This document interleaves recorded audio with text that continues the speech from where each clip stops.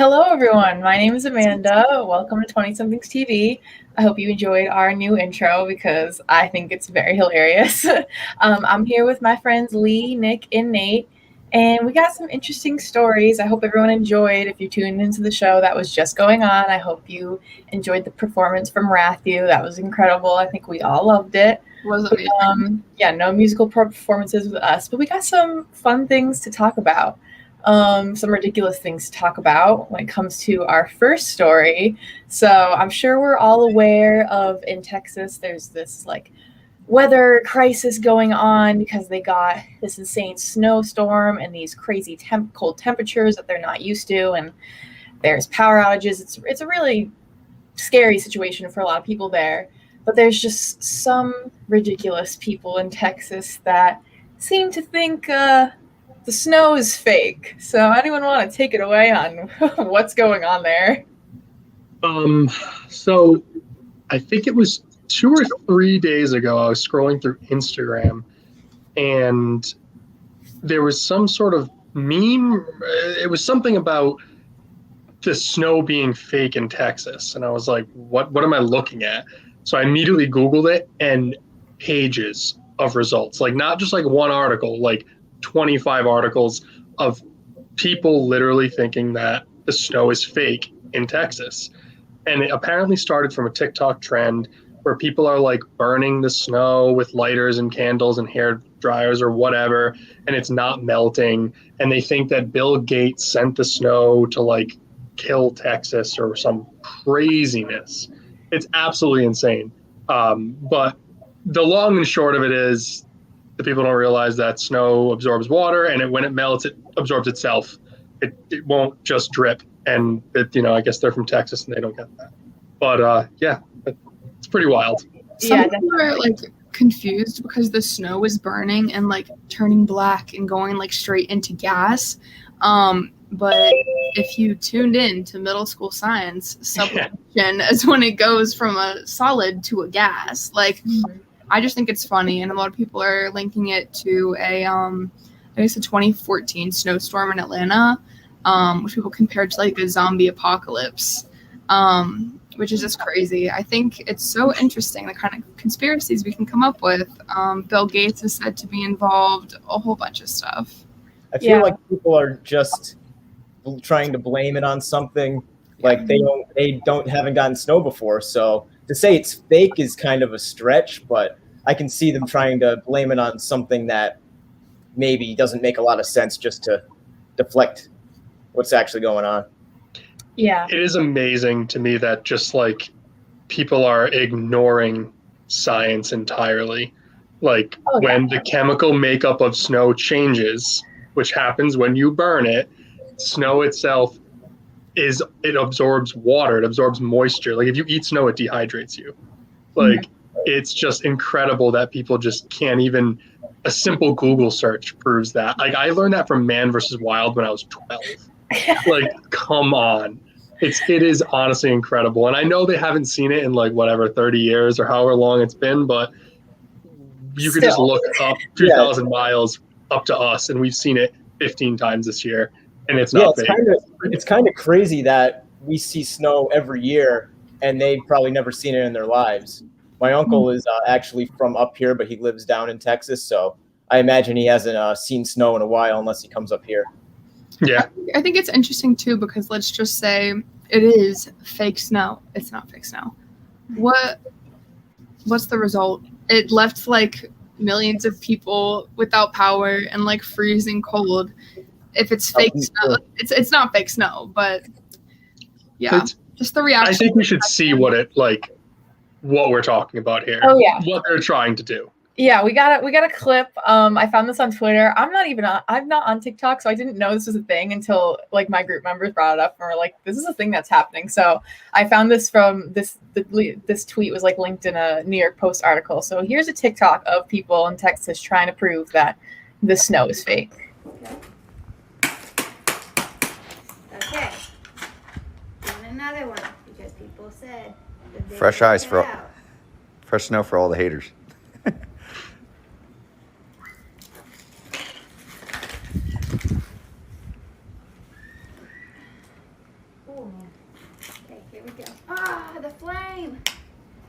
flame, snowball. Not melting and turning black. Ugh, Didn't melt. Does it- snow doesn't melt like that. First thing is like poof, it's Not gone. melting It doesn't melt like that. and turning black. It's not melting. Do they realize how ridiculous they look? That's my whole No, Sadly, they no. don't. I just They think it's gonna don't. be funny when the sun comes out and all the snow melts, and they're gonna be like, funny. My favorite part of that video is she throws it on the ground, breaking it into a million little pieces, and then if she put the flames to it, it would melt. Because it wouldn't be a congealed ball any longer. It would be broken up into little like ice particles. I also thought it was funny that they are trying to like point to Bill Gates because he's invested into some like climate change research because he's like trying to get like climate justice. And I think it's really funny that they're being like, oh, well, he's, trying to make the snow to be, contribute to like his, like, I don't know, they're trying to put a bad name to like him and that climate change isn't real. It's like the fact that it's snowing in Texas. You're seeing it. You're seeing the climate change. It's happening to you. I think my favorite quote from all of it is when someone said, if Donald Trump were president, it would be spring. Like trying to connect it to Joe Biden, which is insane. See, If Trump was I had president a right great now- quote until you said that. That's the best one. Someone said that if I put this in the microwave, it's going to explode because there's metal in the snow. Thanks, Bill Gates. But you beat me. Yours is so much better. Speaking that of one's- crazy world events, Yours is so much better. Amanda, do you want to talk about what's over in Israel? So, I'm sure everyone, doesn't want to hear about COVID stories and COVID news and vaccine, but this is a real thing that we have to talk about because this is what's happening to us. And so there's apparently a project going, it's happening all over the world, which we'll talk about a little bit, but in Israel, they're trying to implement an app where you can like check the status of your COVID vaccine, like if you haven't gotten the vaccine or not. So what are our thoughts on that? Like, how do you guys feel? I know some people think that having an app to say if you're vaccinated or not is an invasion of privacy or like too much surveillance, which I don't really agree with. And at the same time, it can be a really beneficial thing for, giving people ease of mind and helping places reopen and helping the economy. So what's going on? And I don't. you go ahead, Nate. You go ahead. So I really don't think that an app like that is going to work in the United States because I feel like we're too split apart on everything that's going on. Like we still can't get people to collectively wear a mask. And I think people are just going to say it's an invasion of privacy. I don't want to show my health records to places. And if people aren't going to get vaccinated too, that's another thing. Like how many people do you need to get vaccinated if you won't let them into places? Like I just don't think it's going to work. I would have to agree with Nate that it's definitely not going to work in the United States, unfortunately. I don't think it's not a good idea. Like, I think that it's a really good idea. I wish it could work. I wish that we could implement something like that where we could all get on board and just do something so simple.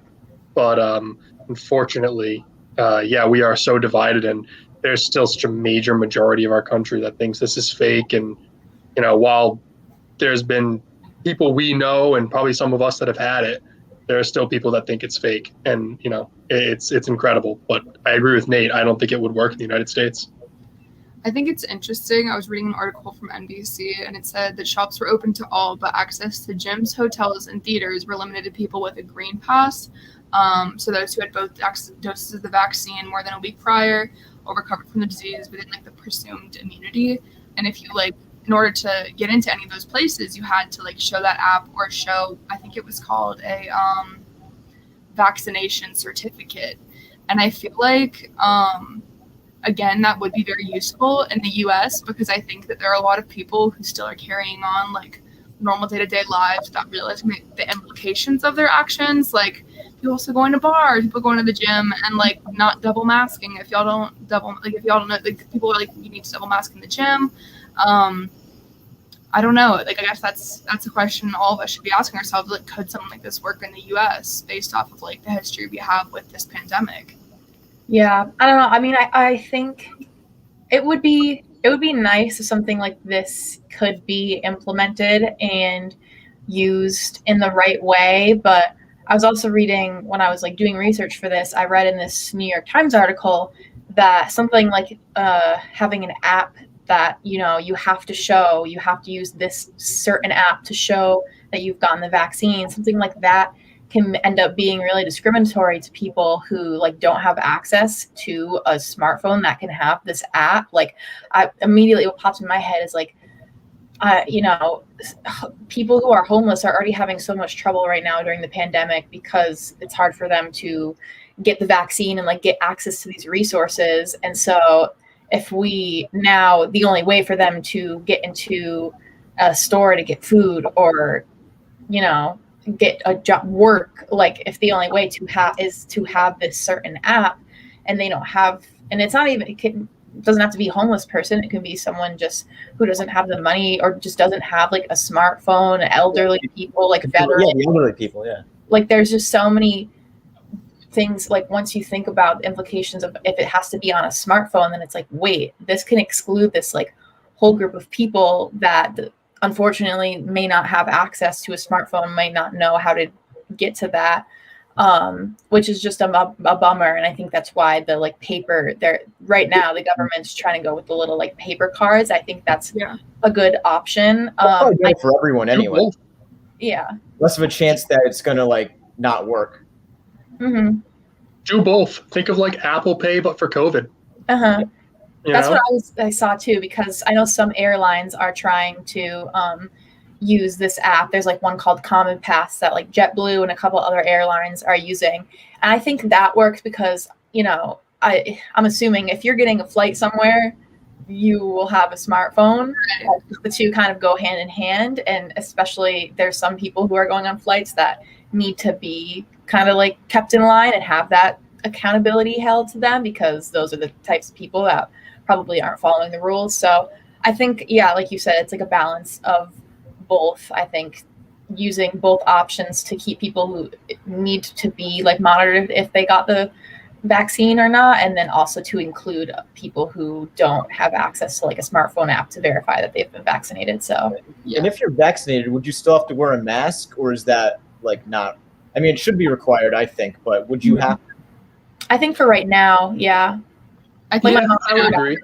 I feel like even after the pandemic's over, I'll still be like really hesitant to go out in public without a mask. Like even when like over half the population like has the vaccine is good, I feel like there's still going to be like that bit of anxiety.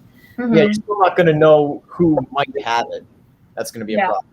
I think going quickly back to Lee's point where she was saying that there are those places that need that documentation to allow you in. That's a really good way to, for lack of a better word, force America into it. Because without business, like the government needs to allow businesses to have that option to put their foot down and say like, no, if you don't have this vaccine, you're not allowed in my business. And that's a topic for someone a lot smarter than me, where they may have to do some sort of stimulus, like some sort of business stimulus again to compensate for those customers. But it's the only, in my opinion, it seems like the only way out, the only official way out of this, because if, you know, what looks like almost half of our country is refusing a vaccine, it's going to be tough. Because you see it like all over TikTok, all the videos of like the Karens going into stores like, screaming about like not wanting no to mask. And I feel like that's the bare minimum. Like this country is not letting people into like stores because they don't have masks. And I feel like some people here would like argue that's like not constitutional to like have to show people your medical records. And that's like a whole different debate. But I feel as though America has not taken this pandemic like seriously when they needed to take it seriously. Certain people in the population. But it just baffles me that like wearing a mask is the bare minimum and we're still having such uproar with that. Yeah, it's still a political statement when it shouldn't be.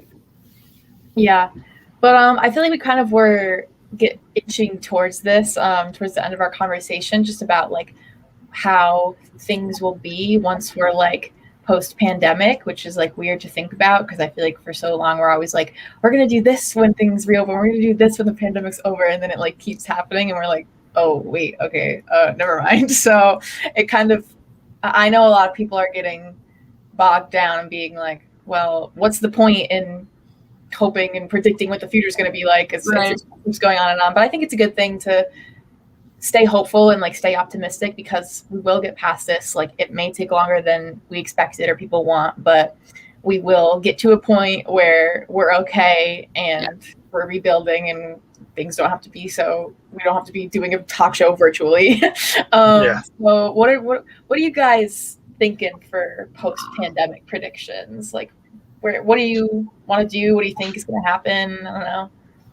I have two. I have like a good thing that I think is going to happen after and a bad thing that I think is going to happen after. So like the good, I feel like people are going to really value like get-togethers with like any number of people more, because I feel like it's really hard to like not be able to connect with people like face to face, and like there's this whole thing of Zoom fatigue and like being on Zoom and seeing people like that like hours and hours and hours a day. It's like I don't know, it could be draining. So I think people are going to value like relationships more, but then like on the bad side, there's going to be like a lot of increased anxiety surrounding like cleanliness, surrounding like large numbers of people. Like I think we're going to see a lot of like even people from our generation who have like kind of been following this pandemic and the parameters we've set around how to stay safe. There's going to be like an increased anxiety about it afterwards. What do y'all think?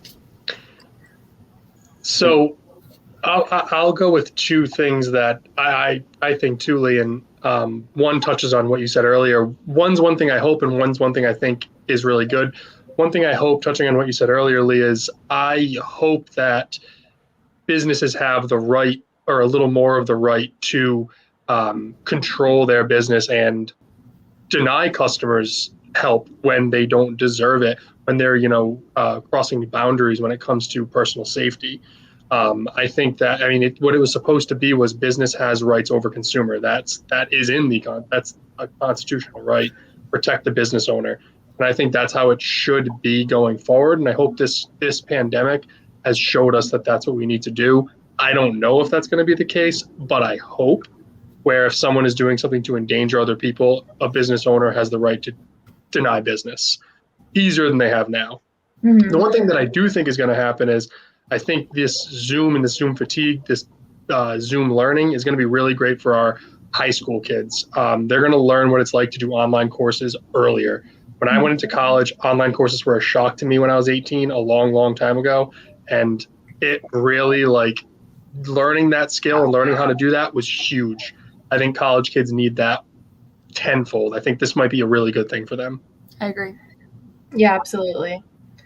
But okay, so I think we got some good and bad things to look forward to, but I think it's just going to be different. I think the world will just be different after this, and that's not necessarily horrible because things need to change. We can't stay the same forever, and although it can be toxic sometimes to only look at the positive, and when so many people are struggling, I think it's still a good thing to be like, well, we learn and we evolve and we keep going. So on that conclusionary note, we're going to sign off now. I hope you all enjoyed watching our show. And yeah, subscribe to us on the YouTube channel. Follow us on the social medias, all that jazz. Thanks for tuning in with me, Lee, Nick, and Nate. See you next week. Toodaloo.